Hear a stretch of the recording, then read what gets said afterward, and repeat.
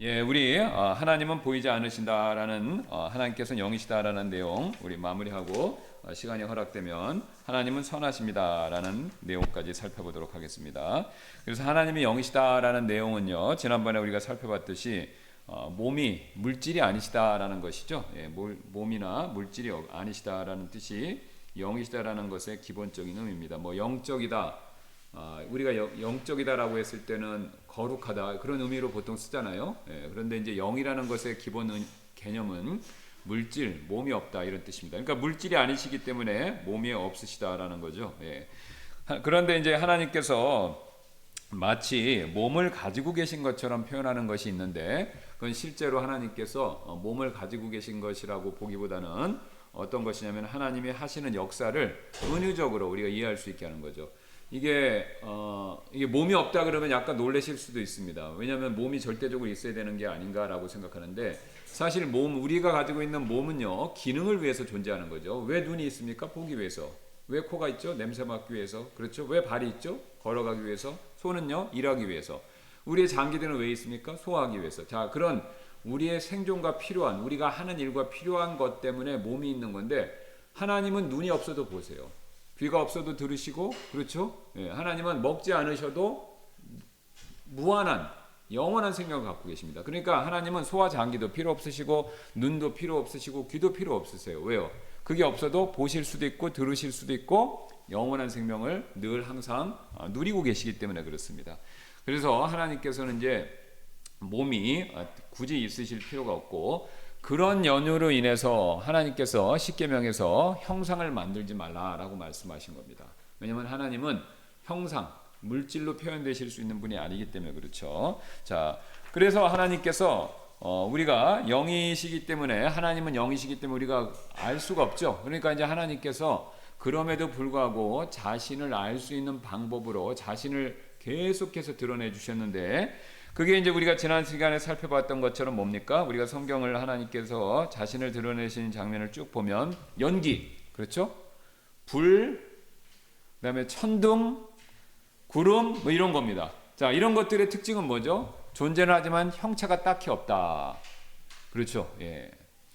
그래서 이런 것들은 존재는 하지만 형체가 없습니다. 그러니까 형체가 없기 때문에 이런 거를 형상으로 만들 수가 없어요. 그러니까 하나님은 형상 방지를 위해서 신기하게도 연기, 불, 그 다음에 천둥 소리 같은 거, 천둥 소리, 그 다음에 구름, 이런 것들로 자신을 계시하십니다. 그러니까 이제 그런 것으로 옷 입으셨다 이렇게 좀 구체적으로 표현하는데 그러면 이게 하나님이 그 창세기 15장 17절 보면요, 아브라함과 언약을 맺을 때 또 이 일이 일어났으니 곧 해가 져서 어두울 때 보라 연기 나는 화로와 타오르는 등불이 쪼개진 조각들 사이로 지나가더라. 하나님을 지금 어떻게 형상화하고 있습니까? 연기나는 화로, 타오르는 등불. 그러니까 연기와 불, 그렇죠? 연기와 불로 하나님을 형상화합니다.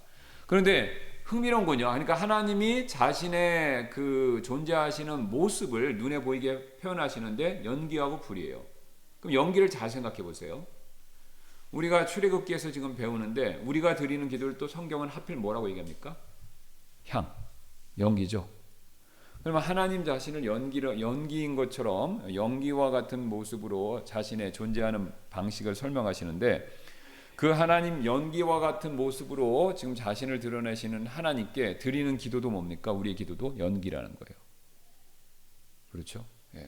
그러니까 그러면 그게 뭐냐? 연기로 자신의 형상을 보이시는 하나님께 우리가 드리는 기도가 연기면요. 이게 뭐냐면요. 두 가지 연기가 합일되는 겁니다. 합쳐지는 거예요. 자, 이게 굉장히 똑같아요. 하나님은 천둥 소리죠. 소리. 근데 하나님은 지금 자신의 존재하시는 모습을 소리로 표현하는데요. 하나님이 소리가란 뜻은 아닙니다. 자신의 존재하시는 모습을 우리 인간들에게 드러내실 때 소리의 형태로 나타나시는 거예요. 자, 그런데 우리가 기도하는 게 또 뭡니까? 우리의 기도의 목소리죠. 하나님의 소리에 우리의 소리를 더하는 겁니다.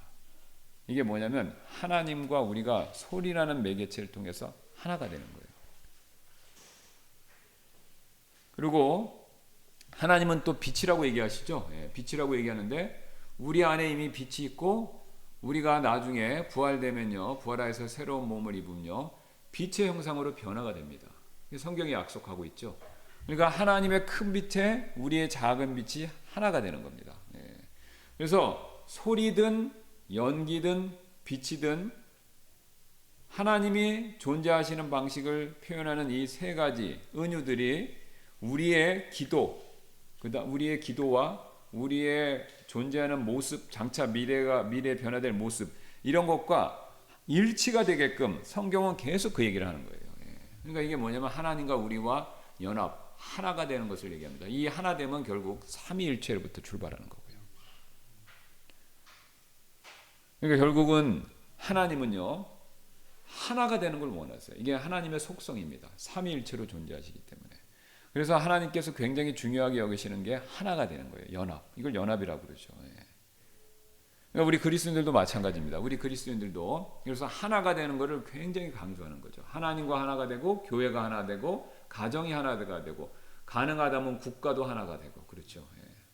물론 이제 국가가 엉뚱한 방향으로 하나가 되면 독재가 되지만, 우리가 하나님이 요구하시는 방향으로 하나가 되면 굉장히 국가가 번성하고 하나님 앞에 많은 복을 받는 거죠. 그러면 왜 하나가 돼야 되냐라고 했을 때, 하나가 될 때 하나님의 누리시는 엄청난 은혜와 복을 우리가 충만하게 받을 수 있기 때문에 그렇습니다. 그건 뭐 가정을 보면 명확하죠. 부모와 자식이 하나가 되면요, 부부가 하나가 되면 어떻습니까? 행복하죠. 그리고 지금 제가 가정 상담하고 다 그런 거 여러분도 경험해서 아시겠지만, 이게 가정이 부부가 힘들고 어려운 건요, 돈이 적고 많고 문제는 두 번째입니다. 돈이 적어도요, 부부가 하나가 되면 행복합니다. 돈이 아무리 많아도 부부가 갈등이 있으면요, 불행해요. 그렇죠? 아무리 높은 권력과 지위, 학력 갖고 있어도 하나가 되지 않으면요, 그게 힘든 겁니다. 그래서 하나가 되는 게 굉장히 큰 축복의 지름길이 되죠. 하나가 되는 것 자체가 복입니다. 하나가 되면 더 그에 따른 부수적인 효과도 있지만, 뭐 그렇잖아요. 남편과 아내가 각각 벌다가 결혼해서 하나가 되면 경제적인 거는 1대1이니까 2가 되는 게 아니라 승수 효과가 있어서 3, 4라고 그러지 않습니까? 그렇죠? 비용이 줄어드니까. 그러니까 이제 그런 건 부차적인 거고, 경제적인 효과는 부차적인 거고, 더 근본적으로 중요한 효과는 둘이 하나가 되면요, 그것 자체로 엄청난 기쁨과 만족과 즐거움이 있습니다. 이게 하나님 주신 겁니다. 그러니까 하나가 될 때, 하나가 되면 좋잖아요. 그렇죠? 부부 사이 하나가 돼서 사이가 좀 얼마나 기쁩니까? 부모 자식 간에 하나가 돼서 같이 좋은 관계를 유지하면 얼마나 좋습니까? 그것 자체로 좋잖아요. 교회도 마찬가지. 교회가 아무리 많아도 갈려 있으면 소용없죠. 교회가 적더라도 하나가 되면요, 그 자체로 기쁜 거죠. 국가도 마찬가지고. 자, 그래서 하나님께서 이제 그 하나가 되는 것을 통해서 우리에게 이제 보여주시는 내용들이 굉장히 중요하다라는 것을 우리가 살펴봤고, 그 다음에 하나님께서 우리에게 이제 그 자신을 나중에 천국에서 드러내시는데, 그때 이제 엄청난 큰 복이 되겠죠. 자, 근데 이제 그때 큰 복을 받기 전에 하나님께서는 이미 자신을 우리에게 보여주셨습니다. 누구를 통해서요? 그리스도를 통해서. 왜 그렇죠? 예수 그리스도께서 하나님의 정확한 형상이시기 때문에. 그러니까 도마한테 얘기하셨잖아요. 손을 넣어보라. 그 다음에 빌립한테 얘기했죠. 나를 본 자는 누굴 봤다고요? 아버지를 봤다. 그렇게 말씀하셨죠. 그래서 나를 본 자는 아버지를 봤다. 이렇게 말씀하신 것처럼 정확한 하나님의 형상이시기 때문에 예수님께서는요, 그 예수님을 보면 아버지를 보시는 거죠. 그런데 그 예수님이 우리 시대, 우리 입장에서는 지금 안 계십니다. 그러니까 안 계시니까, 그렇다면 우리가 이제 예수님을 어떻게 볼 수 있느냐라고 할 때, 우리 시대는요, 예수님이 계셨던 시대보다 더 하나님께서 큰 복을 주신 겁니다. 그게 무슨 소리냐면요, 보세요. 예수님은 사람의 형상으로 오셔서 우리 사람들 사이에 계셨어요. Among Us예요. 근데 지금 부활 승천하시고 그 다음에 어떻게 계십니까? 내 안에, 그 다음에 믿는 자 안에 계세요. In Us예요. Among Us하고 In Us는요, 큰 차이가 있습니다. Among Us라는 것은요, 우리 안에 예수님이 개별적인 존재로 계시지만, In Us는요, 나와 예수님이 하나가 됐다는 거예요. 또 믿는 자 안에 하나가 됐다는 거예요. 그러니까 친밀함에 있어서는 더 가까이 오신 겁니다. 그러니까 왜요? 예수님의 몸을 이제 그 새로운, 그러니까 육신의 몸을 영적인 몸으로, 시간과 공간의 제약을 받지 않는 몸으로 몸이 바뀌었기 때문에 그런 거죠. 그래서 우리 사이에 거하시기 때문에 아유 예수님 눈에 안 보이는데요. 그래 물론 눈에는 안 보입니다. 근데 이게 하나님이 눈에 안 보이는 것과 똑같은 원리입니다. 그러나 눈에 안 보이지만 계시는 것을 느끼듯이 예수님 눈에 안 보이지만 우리 안에 계시는 것을 우리가 성령을 통해서 느낄 수가 있다는 겁니다. 경험할 수가 있는 거죠. 내 안에 계시고 우리 안에 계시고 그리고 우리 안에 계신 그리스도를 통해서 우리가 이번에는요 세상 사람들에게 눈에 보이지 않는 하나님을 보여드릴 수 있는 대사가 된 거죠. 그래서 우리가 하나님을 세상 사람들에게 보여줄 수 있는 거울과 같은 역할을 해야 되기 때문에 하나님께서 우리에게 그 역할을 임무를 맡기셨고 특히 우리가 무엇보다도 서로 사랑할 때 그 일을 완벽하게 해낼 수 있다라고 성경은 거듭 강조하고 있죠. 그래서 요한일서 4장 12절에 이런 말씀이 있습니다. 어느 때에도 하나님을 본 사람은 아무도 없느니라. 만일 우리가 서로 사랑하면 하나님께서 우리 안에 거하시고 또 그분의 사랑이 우리 안에서 완전하게 되느니라. 16절 하나님께서 우리를 향해 가지고 계신 그 사랑을 우리가 알았고 또 믿었노라. 하나님은 사랑이시니 사랑 안에 거하는 자는 하나님 안에 거하고 하나님께서 그의 안에 거하시느니라. 요한복음 13장 35절 만일 너희가 서로에게 사랑이 있으면 이로써 모든 사람이 너희가 내 제자인 것을 알리라 하시더라. 16장 16절 조금 있으면 너희가 나를 보지 못하겠고 다시 조금 있으면 너희가 나를 보게 되리니 이는 내가 아버지께로 가기 때문이라 하시더라. 자, 지금 다 똑같은 내용을 뭘 말씀하고 있습니까? 우리가 주님을 사랑하면 우리의 사랑 가운데서 세상 사람들이 뭘 볼 수 있다? 하나님을 볼 수 있다. 이거죠. 하나님 볼 수 있다는 거죠. 하나님은 사랑이시기 때문에.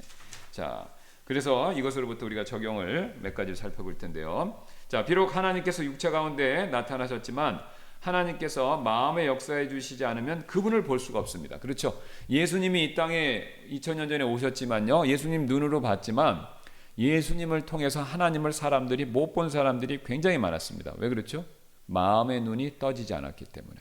그러니까 예수님을 본다는 것은 육신의 눈으로 보는 것이 꼭 필요하다라고 말할 수 없는 겁니다. 왜요? 예수님 보고도 못 알아봤으니까요. 예수님 보고도. 그렇죠? 그래서 마음의 역사하심이 있어야 예수님을 보는 것이 참된 의미가 있다는 것이죠.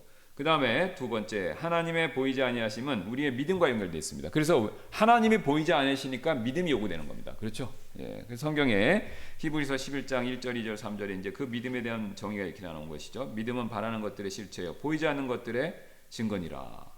그렇죠? 하나님 계시는데 눈에 보이지 않습니다. 그러니까 그 보이지 않는 하나님을 어떻게 알 수 있습니까? 믿음을 통해서 하는 겁니다. 믿음을 통해서. 믿음을 통해서 알 수 있다. 그다음 세 번째, 하나님의 보이지 아니하심은 우리의 소망과 연결되어 있다. 지금 이제 하나님을 우리가 장차 뵐 날이 다가오고 있죠. 어쨌든 우리의 시간이 지나갈수록 이 세상에서의 삶의 연수는 점점 줄어드는 것이니까 더 느는 건 없죠. 줄어드는 것이기 때문에. 그러니까 이제 우리가 하나님을 장차 보게 될 것이다. 이런 소망과 연결되어 있는 것이죠. 자, 그래서 유명한 사도 바울의 로마서 8장 23절 24절 말씀에 그것을 이렇게 분명히 우리에게 말씀해 주고 계시는데요. 또 그들뿐 아니라 성령의 첫 열매를 가진 우리 자신들까지도 속으로 신음하며 양자 삼으심 곧 우리 몸의 구속을 기다리느니라. 이는 우리가 소망으로 구원을 받았기 때문이라. 그러나 보이는 소망은 도망이 아니니 어찌하여 사람이 보는 것을 왜 그가 여전히 소망하겠느냐. 그러니까 우리의 장차 주님을 보게 될 소망, 이것과 우리가 굉장히 깊은 연관이 있습니다. 그 다음에 네 번째, 하나님의 보이지 아니하심은 우리의 사랑과 연결되어 있다. 그러니까 흥미롭죠. 하나님의 보이지 아니심이 성경에서 제일 중요하게 생각하는 세 가지 덕목, 믿음, 소망, 사랑과 연결되어 있습니다. 믿음 자체는 보이지 않는 것을 신뢰하는 것이기 때문에, 소망은 장차 볼 것을, 보이지 않는 하나님을 장차 볼 것을 우리가 바라기 때문에, 그 다음에 사랑은요, 현재 보이지 않는 하나님을 세상에게 보여줄 수 있는 우리의 제일 굉장히 중요한 도구 역할을 하기 때문에 그렇죠.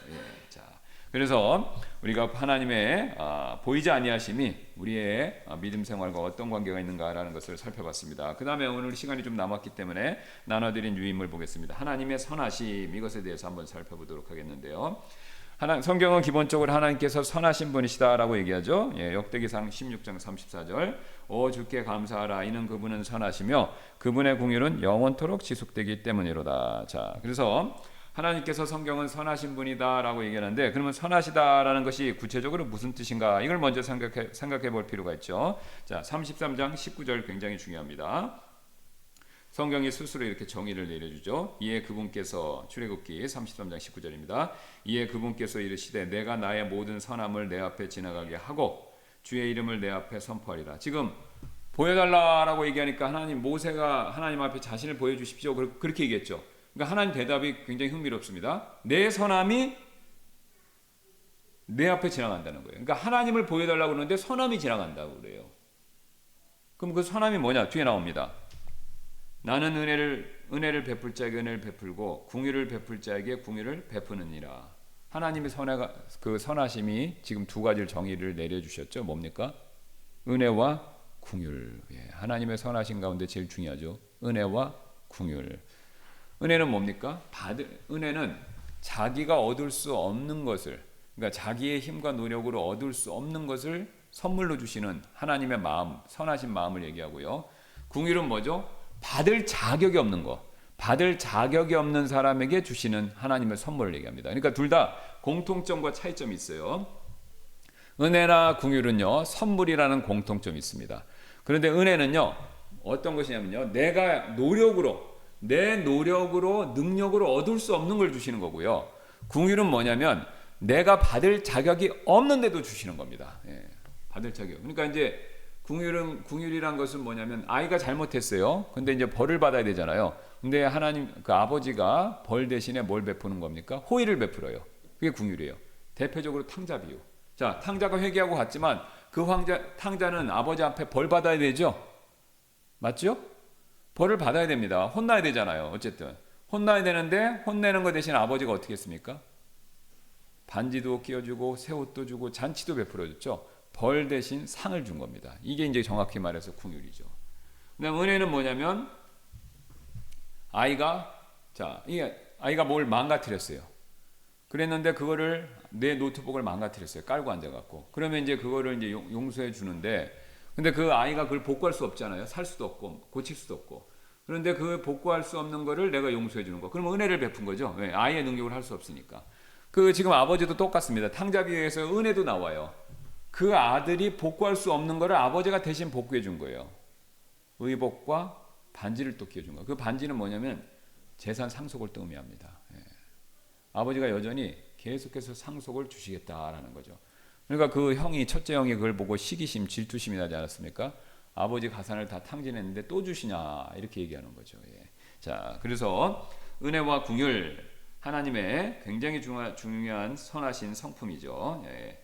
그래서 34장 6절에 이렇게 얘기합니다. 주께서 그의 앞을 지나가시며 선포하시되 주로다. 보세요. 궁율이 많고 은혜로우며 오래 참고 선함과 진리가 풍성한 주 하나님이로다.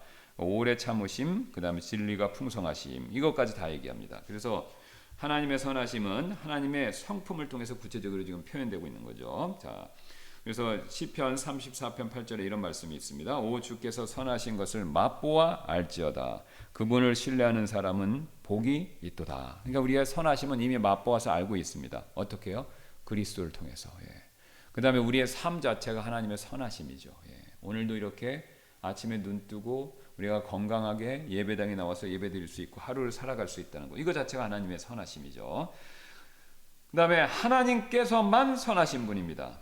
마가복음 10장 18절에 예수님께서 이렇게 말씀하셨죠. 내가 어찌하여 나를 선하다 하느냐, 한 분 곧 하나님 외에는 선한 이가 없느니라. 그럼 뭐 예수님은 선하지 않다 이런 뜻은 아니고요. 이게 시험하는 질문이었기 때문에 예수님 자신도 선하신 하나님이시기 때문에 선하신 분이니까 예수님도 선하신 게 맞지만 예수님이 돌려서 말씀하신 겁니다. 어쨌든 하나님 한 분만 선하신 분이시다. 그래서 선하다는 기준은요, 우리에게 있는 것이 아니라 오직 하나님에게만 있는 것이죠.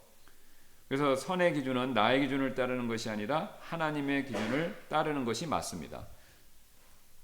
뒤에서 살펴보겠지만요, 우리가 어려운 일을 당하면 왜 하나님 나에게 이런 어려움을 허락하십니까? 그래서 그 얘기가 뭐냐면 신학적으로 하나님의 선하심을 의심하는 거죠.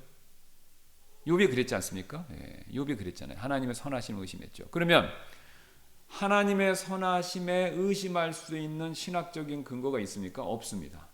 하나님은 원체 선하시니까. 그러면 하나님한테서 잘못을 찾을 수는 없는 거예요. 원칙적으로. 그러면 나의 고통의 원인은 내 자신이거나 아니면 내 주변 사람들이거나 아니면 내 주변의 환경이거나 그런 데서 잘못이 있는 거지 하나님 자신에게 있는 것은 아닙니다. 물론 하나님이 그런 걸 통제하실 수는 있지만 통제를 안 해주신 거죠. 통제를 안 해주셨다라고 해서 하나님이 악하다라고 얘기할 수는 없는 겁니다. 왜 그렇죠? 자, 우리 아이가 다쳤어요. 그렇죠? 다쳐서 지금 아이가 다쳐서 예를 들어서 제가 얘기를 해볼게요. 지금 발가락을 다쳤단 말이에요. 놀다가. 그러면은 그 발가락 다친 거는 부모 책임입니까? 아이 책임입니까?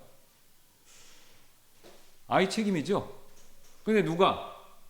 부모가 관리를 못해서 그렇다라고 부모의 탓을 할 수도 있어요. 그렇죠? 할 수는 있어요. 관리 감독 소홀이다.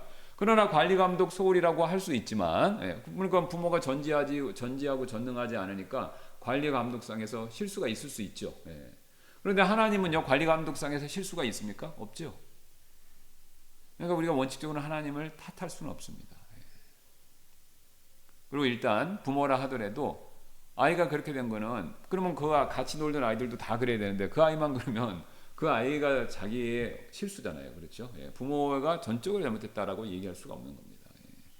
우리도 똑같습니다. 하나님께서 우리에게 자유의지를 주시고 우리가 선택할 수 있는 것들을 주셨기 때문에 우리의 어려움 가운데 상당수는 우리가 스스로 결정해서 그런 것도 있습니다. 그러나 이제 이런 건 있죠. 뭐 전쟁 가운데 태어난 아이들, 그렇죠? 장애로 태어난 아이들, 그 다음에 집안이 좋지 않은데, 그러니까 범죄자의 집안에 태어난 아이들, 그래서 영향을 받는 거, 그거는 이제 아이의 어떤 의지보다는요, 주변 환경 영향이 큰 건 맞습니다. 그건 사실이죠.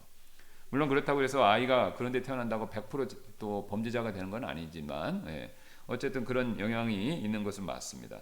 자, 그래서 하나님께서는 선하시기 때문에 우리가 우리의 선의 기준을 들이대면요, 시험에 듭니다. 물론 이게 원칙적으로 맞는 말이지만 그걸 우리가 받아들이기는 굉장히 어렵습니다. 욥조차도 그걸 받아들이기 어려워했으니까요. 그러니까 우리의 신앙의 여정은요, 하나님의 선하심이 얼마나 확고한가 이거를 우리가 탐구하고 조사하고 경험하고 궁극적으로는 간증하는 우리의 이야기가 될 수밖에 없는 거죠. 그런데 결국은 결론은 모든 성경에 있는 인물은요, 다 똑같이 얘기합니다. 하나님은 선하시다. 하나님의 선하심에 우리가 그것에 인정과 동의를 할 수밖에 없다는 것이죠. 자, 그렇다면 하나님께서 선하신 것을 우리는 구체적으로 어떻게 알 수 있습니까? 이 내용은 우리가 다음 시간에 살펴보도록 하겠습니다. 그래서 하나님의 선하심에 대한 내용들 우리가 다음 시간에 살펴보고 오늘 기도하고 마치도록 하겠습니다.